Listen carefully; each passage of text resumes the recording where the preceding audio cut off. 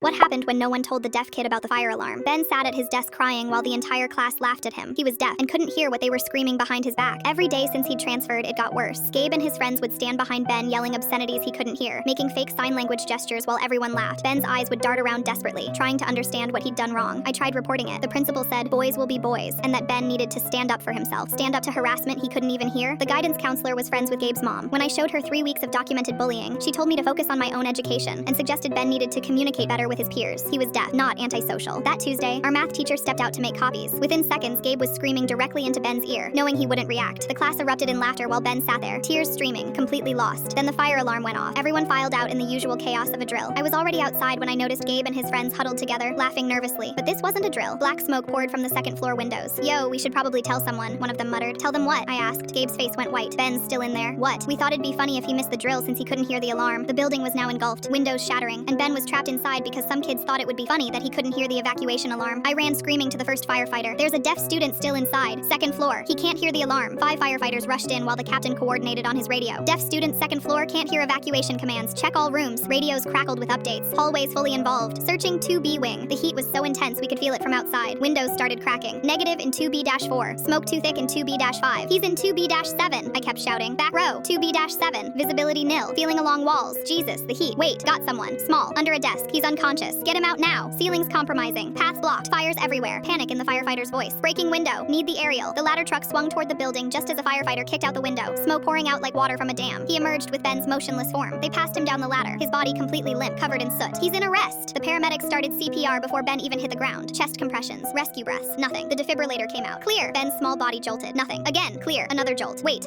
I've got something. Weak, but it's there. They continued CPR for 3 more minutes before Ben took a shuddering breath on his own. Gabe had collapsed, realizing his prank had stopped someone's heart. Ben survived, barely. Permanent lung damage. Gabe was expelled and charged. The administrators were fired. Ben's family moved away. The district installed visual alarms. Ben's law. I still wake up hearing he's in arrest.